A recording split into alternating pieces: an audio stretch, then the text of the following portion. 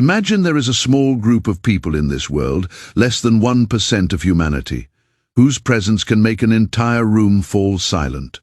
They are not loud, they don't try, and they don't feel the need to prove anything yet. There is something about them that suggests they know something the rest of the world does not. They don't merely live, they exist. Every breath they take seems to resonate with a deeper, quieter, more authentic reality. Joseph called them the chosen ones, souls who navigate life not just externally, but internally. They were not born to blend in, but to awaken. In their eyes you can see the calm of someone who has faced the depths. In their hearts you feel the fire of someone who has discovered meaning even in darkness. But what makes them truly different? Is it the light that pushes back darkness, the strength to remain steady in solitude, or the quiet energy that can touch another person's soul? Today, we explore the 7 signs that only the chosen ones possess. Do you recognize any of them in yourself? These 7 sacred marks, according to Joseph, belong only to truly awakened souls, not to turn you into someone else, but perhaps to help you see that you might have been one all along without realizing it. Number 1. The light that makes darkness retreat. Have you ever noticed that as you grow, fewer people seem to understand you? When all you seek is peace, the world often feels louder. Friends who were once close may drift away, and some people, through no fault of yours, may feel uneasy around you. Joseph called this shadow resistance, the natural pushback of darkness against the light of awareness. When a soul rises beyond the primal ego, moves past the mind's games, and lives in alignment with truth, its energy becomes a revealing light. Light, by nature, is honest. It exposes what is still unhealed. A chosen one does not need to speak. Their presence alone transforms the atmosphere. Like switching on a lamp in a dark room, the effect is immediate, with no announcement required. Darkness retreats on its own. Joseph once said, "The brighter the light, the darker the shadow." As your energy becomes clearer, it illuminates not only yourself but also reveals the hidden shadows in others. Some will welcome this light, but others, unprepared, may withdraw or even resist, because your clarity forces them to confront what they are not ready to see. Think of yourself as a clean mirror in a dusty room. When someone looks into you, they see more than just your reflection. They see the dust on their own face. Not everyone is ready for that truth. Some will turn away, while others may blame the mirror, calling you too bright, too different, or even fake. But this reaction is simply the natural response of darkness to light. In Joseph's view, this phase is a normal part of the process of individuation. When a person draws closer to their authentic self, they naturally act as a mirror for the collective unconscious. The truth they embody is not solely their own. It stirs what has been suppressed in others. A woman once shared with the channel that after starting her healing journey, she noticed fewer friends wanted to spend time with her. She stopped gossiping, complaining, and engaging in negativity. Yet her calm presence unsettled those around her. One friend remarked, "You've changed. You are not as fun as before." She simply smiled, recognizing that the fun they missed was the chaos she had released. She understood that light is not appreciated by everyone, only by those seeking it. Strong reactions from others reveal nothing about you. They reflect the other person. Honesty can threaten the dishonest. Peace can unsettle the restless, and freedom can provoke envy in the constrained. The world may not always honor the light, but the universe does. When someone leaves your life, it's not a loss, it's purification. Each time someone cannot handle your energy, it signals that you've reached a higher level, a space not everyone can enter. Reflect on your past. How often have those who departed turned out to be blessings? How often did heartbreak leave you stronger and clearer? No one walks the chosen path without this cleansing. Sometimes God doesn't remove people from your life.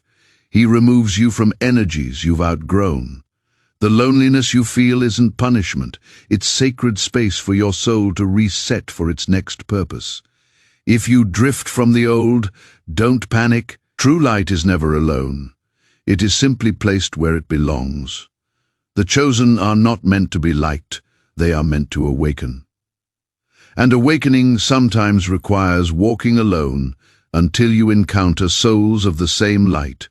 Joseph once said, "The privilege of a lifetime is to become who you truly are." When you embrace yourself fully, not everyone will be ready to witness it. But this is a privilege, not a burden. True light needs no validation, no defense, no explanation. When you stand among the chosen, darkness naturally recedes. So, if your presence causes people to distance themselves, do not fear. Only those with light recognize light. Number 2, never belonging to the crowd. As the light within awakens, you often realize you no longer belong anywhere. Old friendships lose their appeal, shallow conversations feel empty, and former passions no longer excite you. It is in this sense of not belonging that the journey of the chosen truly begins. Joseph explained that when the soul enters individuation, the process of becoming oneself, it must separate from the collective. Not out of arrogance, but because the universe pulls you away from the noise so you can hear your soul's call. The chosen often feel different from childhood. They think deeper, feel more intensely, and question what others ignore. While most seek agreement, they pursue truth. In a Josephian therapy session, a woman named Ara shared her story. She worked at a large corporation, had friends, and a relationship, but always felt as if she were wearing a mask. People around her said, "Work hard, get promoted, buy a house, start a family, that's happiness." Yet something felt missing. One day at her office, she noticed everyone acting in the same play, talking about the same things, fearing the same fears, chasing the same illusions. From that moment, she realized she could no longer live like that. She quit her job, sold most of her belongings, and spent a year traveling alone. Few understood, many called her crazy. But in solitude, she felt truly alive for the first time. Joseph called this sacred isolation. Not every soul can endure it. In isolation, there is nowhere to hide and no external validation to confirm you are right. You are left with only yourself. This is when the soul begins to speak. If light is revelation, then loneliness is refinement. The chosen are not shaped in crowds. They are forged in silence. Like a diamond, not in the light, but deep underground, where pressure and solitude create perfection. The isolation experienced by the chosen is not without purpose. It is a deliberate separation, preparing them to serve as guides. They cannot lead if they remain blended with the crowd. They must learn to stand alone, see with clarity, and embrace the possibility of being misunderstood. True guides do not follow pre-existing paths, they create them. You may notice a shift within yourself. Small talk no longer feels enjoyable. Old relationships feel strained, or familiar places no longer resonate. This isn't because you've changed too much. It's because your soul now operates on a higher frequency. While the crowd seeks sameness for comfort, the chosen require truth to feel alive. In a society obsessed with conformity, the chosen are called to stand apart. They may appear distant or detached, but this is simply their way of safeguarding the space where their soul can thrive. A metaphor often referenced is the one walking on a bridge, no longer belonging to the old shore, yet not fully arrived at the new. They exist between worlds, the old collapsing, the new yet to emerge. This phase is both a challenge and a gift. Only by standing in this void can one become the bridge between heaven and earth, between the unconscious and conscious. The modern world often portrays loneliness as a fear, but as Joseph said, loneliness is not about being alone. It is the inability to communicate what matters most to you. The chosen are not lonely due to lack of company. They are lonely because few understand the language of the soul, rest assured. Those who share your frequency will appear when the time is right. Loneliness is a threshold, not a destination.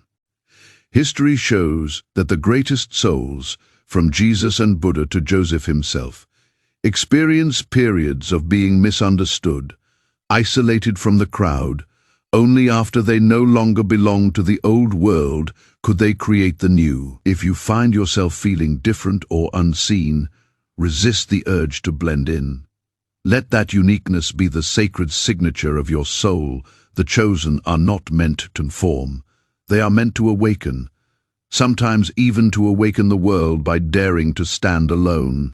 If these words resonate with you, like this video as a signal to the universe that you are awakening. This path is not for the masses. It is for those willing to rise above the crowd and fully embody themselves. The inner frequency that awakens others. A remarkable shift occurs once you navigate darkness and learn to stand alone. Your energy begins to radiate outward. It is no longer isolated light. It becomes a frequency that awakens those around you, reminding them of their truest selves. At this point, the chosen move from self-reflection to illumination, from understanding themselves to inspiring the light within others. Joseph described this stage as the self-archetype, the archetype of wholeness. When someone reaches this level, they recognize themselves and simultaneously become a channel for the collective awakening. Joseph believed that every person carries a central self, the point where consciousness and unconscious converge. A chosen one who lives fully from this center naturally exerts a transformative presence, influencing others without a word. Like a finely tuned melody, their energy resonates with the souls around them. Modern science refers to this as emotional contagion. Neuroscience has shown that mirror neurons in our brains respond to authentic, joyful, or peaceful states, making us feel these qualities ourselves. Being near a chosen one can bring calm, clarity, and even subtle healing. The chosen do not preach or seek to save. They simply exist. Their presence alone is transformative. Like a candle in darkness, they do not battle the night. They shine, and the darkness recedes. Alina, for example, often noticed strangers confiding in her, not because she offered solutions, but because people felt safe in her presence. Her gentle yet steady gaze encouraged authenticity. After one conversation, a friend once said, "I don't know why, but I just want to be real around you." Alina did nothing extraordinary. She simply listened with her soul. This is the hallmark of the chosen. Their impact comes from their inner frequency, not words. At this stage, the chosen no longer reflect others' darkness. They illuminate others' light. Their presence becomes a transparent mirror, revealing the beauty within those who encounter them. Many have experienced this in historical figures like Princess Diana. Though she was neither a philosopher nor spiritual leader, she had the ability to make people feel seen. Joseph explained that souls transcending personal ego become collective symbols, awakening compassion, courage, and inner light in others. Princess Diana never lectured on kindness. Yet her simple act of hugging an AIDS patient during a fearful time awakened humanity's deeper values. Her energy demonstrated the awakening frequency Joseph described, showing that love is not just words, it is a force that moves souls. And this is precisely what Jung anticipated long before science confirmed it. The meeting of two personalities resembles the interaction of two chemical substances. If a reaction occurs, both are transformed. Every encounter with a soul of light is a spiritual chemical reaction. Once you reach this level, there is no need to prove your worth or persuade anyone to awaken. Living authentically becomes the invitation, and those who are ready naturally gravitate toward your light. Jung believed that someone aligned with their true self is no longer just an individual, but a conduit through which the collective unconscious flows. They become a vessel for something greater, both human and divine. Remember, the chosen are not the ones who make you speak, but those who make you silent, because in their presence your soul whispers, "I remember who I am." Number 4, nature and living beings sense your energy. When a person lives in harmony with their soul, Their energy aligns with the universe's rhythm, no longer separate from life but part of it. Jung described this as the spiritual resonance between the human soul and all forms of existence. At this stage, connection is effortless. Your energy itself acts as an invisible thread linking you to everything. Children, animals, and nature respond instinctively, living without the masks of ego. A child doesn't care about your status or words. It senses your frequency when you are calm. It comes closer. When you are restless, it drifts away. A cat will avoid someone who unsettles it, and a flower will not bloom in a toxic environment. As your energy clears, nature responds as if the universe is acknowledging, "I recognize you," Jung once wrote. In all chaos, there is a cosmos. In all disorder, a hidden order. No matter how complex, the human soul is merely a branch of nature's vast living stream. When you live disconnected from your soul, you fall out of that rhythm, and the world resists you.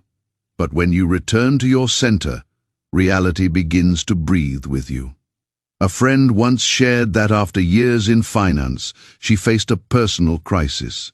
Despite her success, she felt empty. One day she left the city and rented a small wooden cabin in the forest simply to breathe and exist.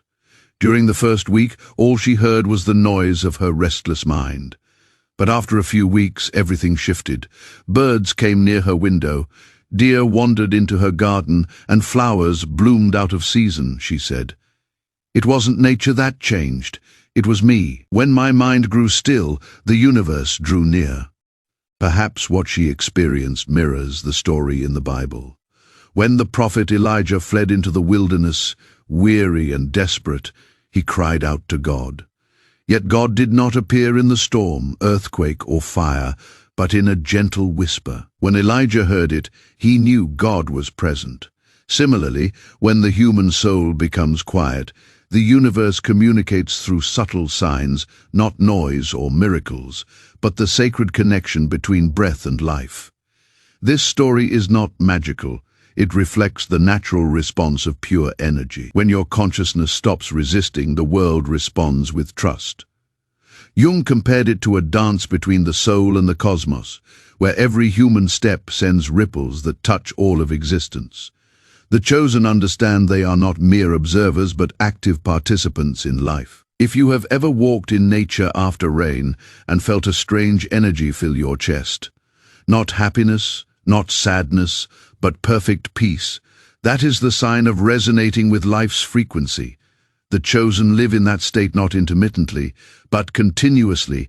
They do not seek nature to heal because they have already become part of it. Joseph likened the awakened soul to an ancient tree, with roots deep in the earth and branches reaching toward the sky. When you fully unite with your true self, you become a bridge between two worlds, earth and heaven, matter and spirit. A tree does nothing to sustain life around it. It simply remains grounded and gives. Birds arrive naturally. Shade forms on its own. The chosen are the same. They do not strive to be extraordinary, yet their presence brings vitality to everything nearby. Modern society teaches humans to dominate nature, to control and conquer. Yet the chosen understand that life cannot be owned, it can only be respected. When you walk in awareness, you no longer see yourself as above creation, but as sharing in its breath. The tree ceases to be just a tree, it becomes you in another form. The wind is no longer merely wind, it is the collective soul's breath. Living so authentically that even nature responds is when you become part of the miracle Joseph called the living cosmos, the universe alive within you. If you've ever felt nature respond, a soft breeze during sadness or a bird landing nearby in stillness, share it in the comments. Perhaps this is the universe softly whispering, "I am here." Number 5. Dreams, symbols, and meaningful coincidences. Have you ever noticed moments that feel too precise to be random? A song plays exactly when someone comes to mind. A book opens to the page you need. Numbers repeat. 11:11, 22, 27, 777, as if the universe is speaking through a subtle veil between the visible and invisible. Joseph called this synchronicity, meaningful coincidences where seemingly random events reveal the universe's hidden order. For the chosen, synchronicity is not luck or illusion. It is the soul's language. When they live in alignment, the unconscious communicates through symbols, images, and events vibrating in harmony. Joseph believed the human soul is never isolated. It is part of the collective unconscious, a vast ocean of shared images and energies. Align with your soul, and the universe responds. Dreams, Joseph said, are letters from the unconscious. In dreams, the soul speaks not through logic or words, but through symbols, feelings, and metaphors. The chosen often encounter recurring symbols, water, snakes, mirrors, light, the ancient language of the psyche. Like Odysseus navigating chaos, the chosen sail where the gods do not speak directly, but send signs, a shift in wind, the song of a bird, a gust of air. Each sign carries meaning, yet only the awakened recognize it. Synchronicity functions similarly, not as magic, but as breadcrumbs guiding you, if you are still enough to notice. Joseph once shared a famous case. A female patient dreamed of a golden scarab, an Egyptian symbol of rebirth. As she described the dream in therapy, a golden beetle tapped at the window and flew in. Joseph caught it and said, "Here is the beetle from your dream." She wept, and her long-standing psychological block dissolved. Joseph realized synchronicity occurs when an inner symbol steps into outer reality. Mind and world are not separate. They are two sides of the same mirror. The chosen live in this awareness. When a symbol repeats, it is never random. When the same theme appears, a song, an animal, a stranger's phrase, it is the universe whispering, "You are on the right path." Joseph loved to describe this as the soul's compass.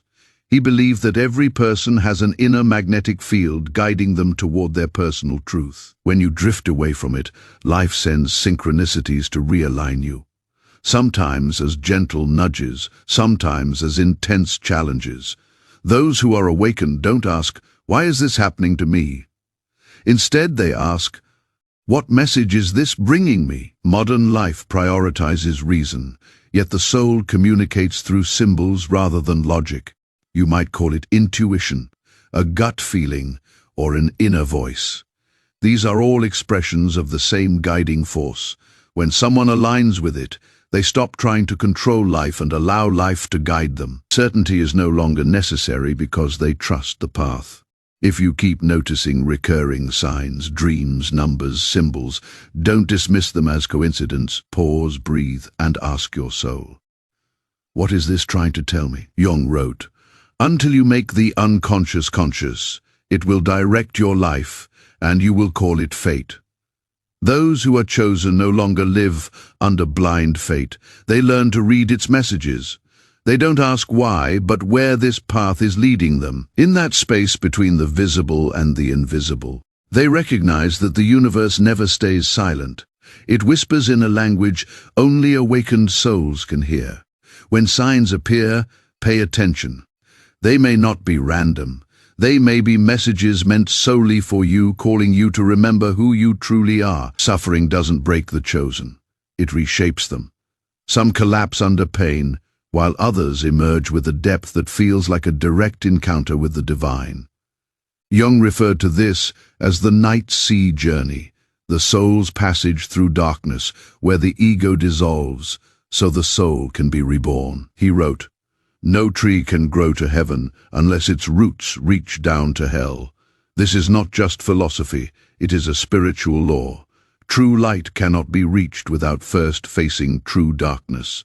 The chosen are not spared from suffering, they are forged by it. Pain doesn't destroy them, it hollows them, allowing the divine to enter." Consider Daniela, a woman who lost everything in a single year. Her business collapsed. Her marriage ended and her friends disappeared. She once wanted to end her life. But instead of running, she stayed. Each morning she sat in an empty room and simply breathed. I had lost everything, she said, so there was nothing left to pretend. During those months, Daniela discovered she was no longer afraid. When you have nothing to lose, you begin to live authentically.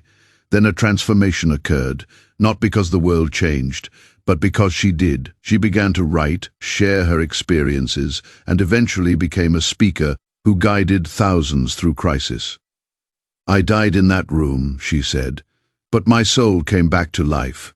Her story embodies Jung's belief: suffering is the soul's rite of rebirth. We think we are being destroyed, but in reality, the old shell is dissolving so the true self can emerge. The chosen no longer ask, "Why me?" but rather, "What is this awakening within me?" In that breaking, the soul learns to see light, not at the tunnel's end, but within the darkness itself. The Bible's story of Job illustrates this perfectly. He lost everything: wealth, children, health, friends. Said God had abandoned him. Yet Job did not curse God. By accepting his suffering without demanding answers, he experienced God, not through miracles, but through presence. In the end, he was restored. Yet the true reward was not material. It was a soul reborn through hardship. Jung saw this as the dissolution of the ego, the shedding of roles and identities. When the chosen pass through the dark night of the soul, they never return unchanged. They emerge with eyes that see through illusions, hearts that are both softer and stronger, and a quiet strength that carries profound power, what Jung called the birth of the self. Imagine the soul as a seed buried beneath the earth. In the darkness, it cracks and decays, but this breaking allows the sprout to emerge. If the seed feared the dark, it would never grow into a tree. Similarly, when the soul fears pain, it remains confined within the ego's shell. Those who are chosen understand that true light emerges only when darkness is embraced.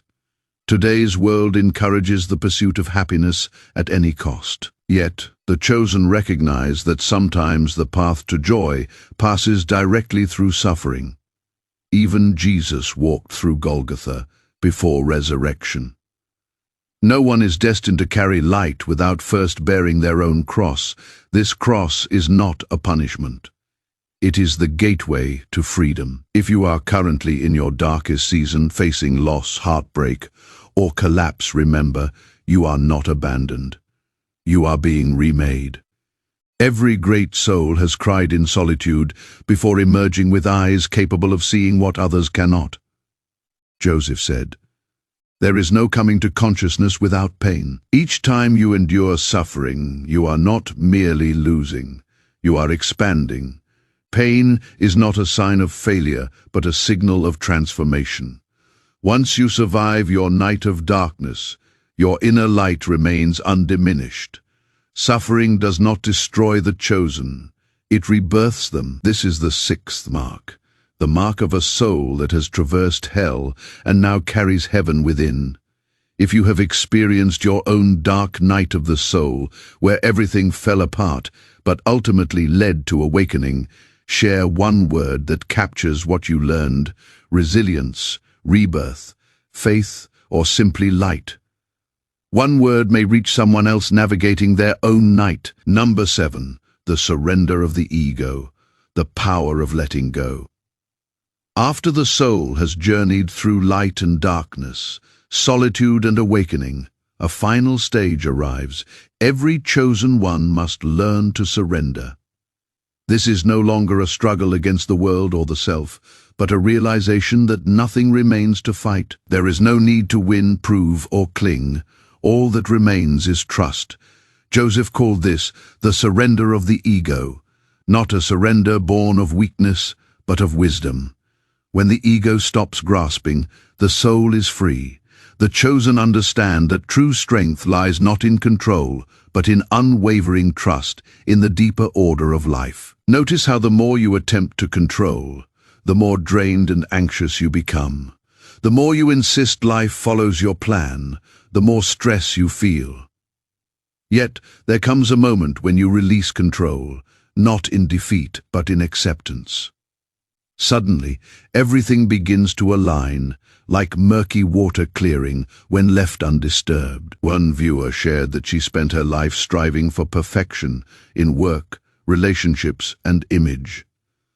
The harder she tried, the smaller she felt. Then one day, she surrendered. "Ina, I cannot do this anymore. Please guide me." From that moment, doors that had remained closed for years began to open. New opportunities, new people, and above all, a peace she had never known. Joseph said, "The greatest and most important problems in life are fundamentally insoluble. They cannot be solved, only outgrown." When the ego stops resisting, real life begins. The chosen know not every question demands an answer, and not every plan requires completion. Some problems do not vanish because they are solved, but because we grow beyond them. Surrender does not mean abandoning desire, it means releasing attachment to outcomes. The focus shifts from "when will it happen?" to "who must I become for it to happen naturally?" Neuroscience confirms this. In a state of trust and relaxation, the brain transitions from beta waves of stress and analysis to alpha and theta waves, fostering creativity, intuition, and deep subconscious connection. Dr. Joseph describes this as the quantum field state, where our energy aligns with the frequency of the universe. When you stop forcing things, you allow endless possibilities to unfold naturally. The chosen understand that nothing truly belongs to them, not people, reputation, or success. Everything exists only as a temporary form of energy. They learn to appreciate without clinging, give without expecting, and love without owning. This represents the highest level of awakening, where love is not a desire but simply being. Picture the soul as a boat on a river. At first it struggles, fighting the current, pushing against the waves, trying to steer with effort. Eventually, the chosen realize that the river knows its path. They set the oars down and allow the water to guide them. The boat no longer drifts without direction. It moves according to a greater intelligence. This is the power of surrender. In Zen, a disciple once asked the master, "How do I reach enlightenment?" The master replied, "Stop trying to reach it." Every effort of the ego becomes an obstacle. Only when seeking ends do we see that we were already there. If life feels paused, neither moving forward nor backward, as if the universe has forgotten you, remember this is when the current is rearranging itself. Do not panic, do not row. Let the boat flow. What is meant for you will never be lost. It will arrive the moment you are still enough to receive it. Surrender does not make the chosen weak. It makes them limitless.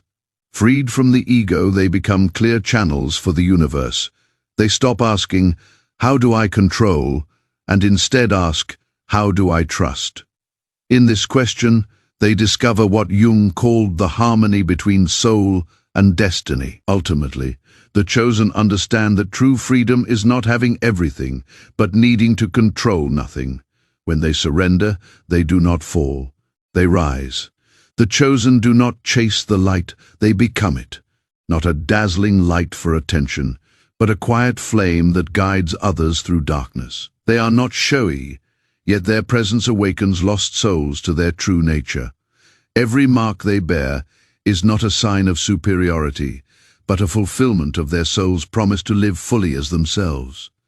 The path of the chosen is not about seeking power, but returning to the silent center within, where nothing needs to be held because they have become everything. If you feel yourself awakening in a sleeping world, if you feel a deep call to live differently, know this, perhaps you are one of them, a chosen soul, not because you are better, but because you are brave enough to awaken.